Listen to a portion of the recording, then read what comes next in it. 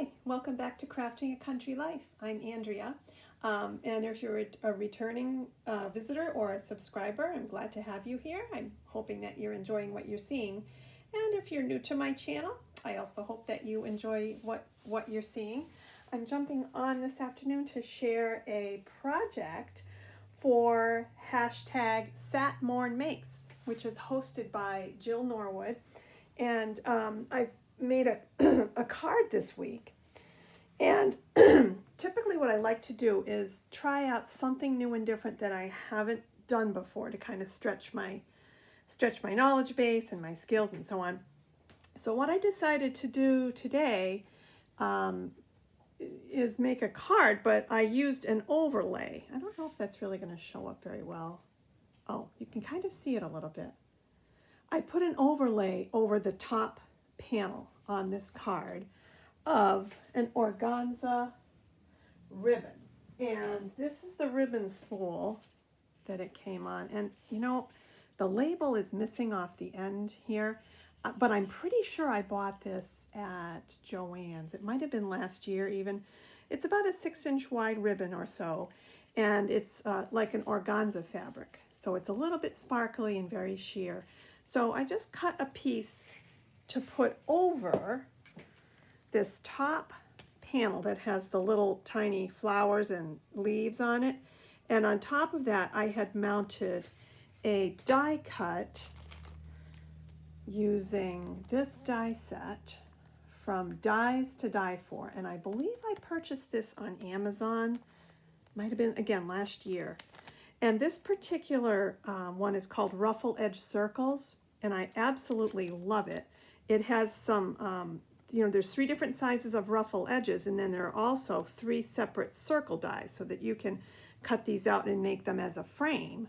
I decided not to do that. I just left the largest size, by itself, and then I stamped on top of the die cut after I did some distressing around the edge.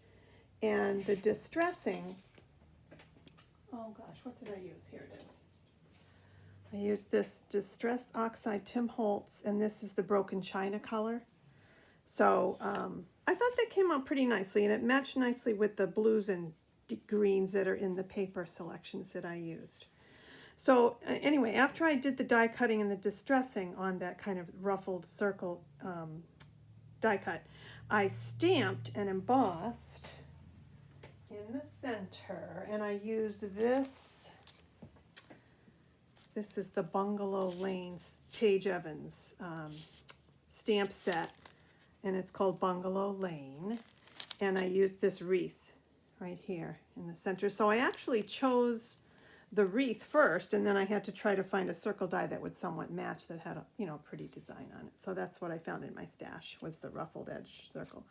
So anyway, that wreath, and then on top of that, I put this little flower in the center. You can kind of see there. And that is from this stamp set called Garden Party by Maggie Holmes. I'm sure most of you are familiar with her products. So I just used this little flower from that set to put into the center. And then the final step on this was to use my watercolor paints to just give a little bit of tinting to the flower in the center. And for that I used my Prima Vintage Pastel watercolor set. And I had done a video on this a couple of weeks back. So, if you visit my channel, you can find the video on this. But these are the colors that are included in the set, and I really love these. The pigment is beautiful, and the colors are very soft. So anyway, I used this pink here, and then this sort of sagey blue-green, and this little blue here to do the watercoloring in the center. So that was kind of fun to do. And when I put the die cut on the cardstock, the black was a little bit jarring, and I thought, well, how can I knock that back a bit? So I just put this organza overlay over it, and I think it's just enough to kind of knock the black down a little bit. So yeah, so I think that turned out pretty well. The papers that I used for this are from the Michaels paper pad that came out this year called French Chateau. It had some pretty soft pastel florals and things in it. And the ones that I pulled out, you'll see here. There's this pretty flower and sprig here. This one is not part of the collection. This is a plaid that I had. This is an open stock paper from Joann's, and I've had this in my stash for a long time, but that just coordinated beautifully, so I did use it. And then I also used a solid textured pastel from a paper pad that I had gotten at Michael's 2 or 3 years ago. So that pink was just the right shade. And then of course this pretty rose pink floral is from the French Chateau collection as well. So those are the papers that I used in the project, and I just love the way they coordinate so beautifully. Then I just edged the top panel in some rickrack, tiny white rickrack, added a few little buttons with beacon glue, and then I used this tube of glittered, I guess they're like embroidery threads or like pearl cotton type threads. It could be used for crochet or other crafts.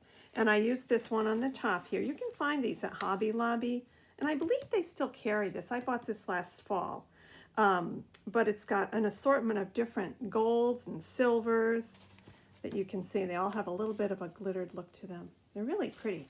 So I used this white one here because I thought it had a little bit of a holographic glitter to it that matched well with the organza overlay. So I just took 4 layers of that and tied a little bow, down the spine here. And when you open the card up, it just has another organza overlay inside. And I haven't done any decorating on the inside yet because I'm not quite sure what I want to use the card for, but anyway, it's ready to add to when I'm ready. And then just sign the back with a little stamp. And these stamps I did get at Michael's not too long ago. I'm going to say a few months ago. And they were in the $1.99 bin section up near the front of the store.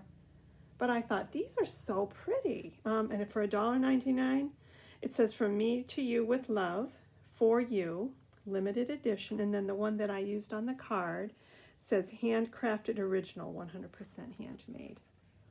So, I'm looking for a wooden stamp that I can customize, but the ones that I've seen online, wasn't really thrilled about. So for now, I'll probably use these to sign my work, but I just started signing my work. That's something I hadn't done before, but I guess it's kind of a fun thing to do. So anyway, that is, I believe, all of the supplies that I have to share. I did stamp on the back, on top of this pale pink cardstock, with this pink stamp pad, and I've had this for a little while. This is also from Joann's. It's called Studio G. I don't see a color name on it. Wait, maybe there's something on the back. Take this off. Well, it doesn't say. Nope. Well, in any event, it did come in a set. I think there were 3 or 4 in the set when I bought this, and it's so old, honestly. I can't quite remember, much more detail than that, but it's sort of just a nice medium pink. So that is it. I think I'm all set for today, and hopefully you enjoyed seeing this card. I had a lot of fun putting it together, and I think I'm going to try, if I have some time over the rest of the weekend, I'm going to try doing some more 6x6 cards, but I'm going to try and do them similarly, only maybe using different colorways and different stamps and so on, and just see, just play around a little bit and see what I can come up with. I hope you have a great weekend, and we'll see you back again soon. Bye for now.